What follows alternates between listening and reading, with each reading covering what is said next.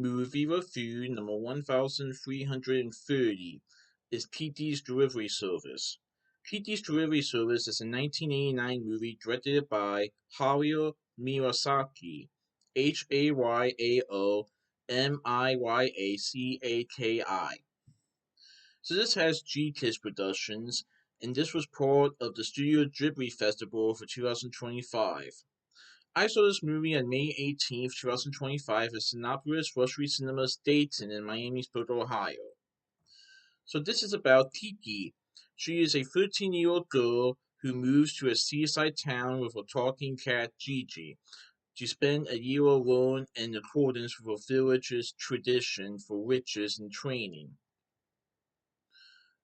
After learning to control her broomstick, Kiki sets up a flying courier service and soon becomes a fixture in the community.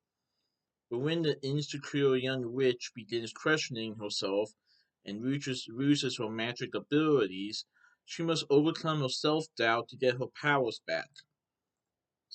But the question is, can she get her powers back and overcome her self-doubt? I thought it was pretty good.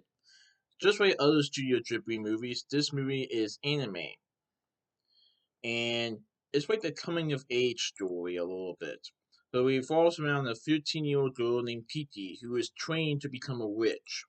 In accordance with her village's tradition, she must spend a year alone in a and go to a town that she's never been before to train to become a witch. Well, she goes to this particular town where they have no witches, and she meets a nice young woman who is pregnant, and she helps the woman out one day, and the woman decides to give her a place to stay for the time being. Well, she decides to help the woman out with her store, and she sets up a flying delivery service, delivering packages, food, and other sorts. And business seems to be going good, and Kiki's meeting some other new people along the way. But then we get to a point in the movie where she starts to lose her magical abilities and she starts to doubt herself. And she's wondering if she can even complete her training and if she even wants to become a witch. So this movie is about Kiki who's trying to become a witch and have to overcome her self doubt to continue using her magical abilities and to complete her training as becoming a witch. Oh, this was really good. I definitely recommend it, and I hear it's one of Studio Ghibli's most famous movies of all time.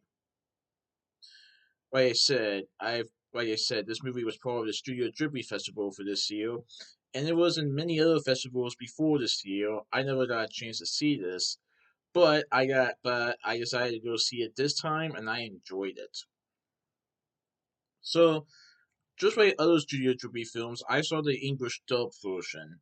In this movie, we see Kristen Dunst voicing Kiki, Phil Hartman voicing Gigi, Therese McNally portrays Osnaro, Janae Garofalo portrays Ursula, Matthew Lawrence portrays Tongo, John Hosteller portrays Osano's husband, Kath Soucie portrays Kuriki or Kiki's mother, Jeff Bennett portrays Okeno or Kiki's father, Debbie Reynolds portrays Madam, Eddie McCord portrays Bossa, Debbie Derryberry portrays a senior witch, Sherry Lynn portrays Madam's granddaughter, Penella Adwan portrays Kat, Julia Fletcher actually voices both Maki, who is Kat's aunt, and Kat's mother.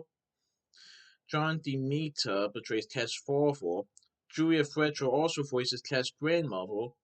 Frey Dewitt portrays Miss Dora. Corey Bolton portrays a truck driver. Mackie Miller portrays both a hotel receptionist and a policeman. Corey Bolton portrays a radio announcer. Jeff Bennett voices a man with push broom. John Hossower also does Dirigible Captain. And Louis Arquette voices Clock Tower Caretaker. So this was really good. Um, Now, along the way, Kiki meets some new friends, including a young boy who is fond of her and her magical abilities, and a young adult who is living by herself and is right the fact that Kiki is spending time with her. So things are definitely looking good for Kiki. But the question is, can she overcome her self doubt?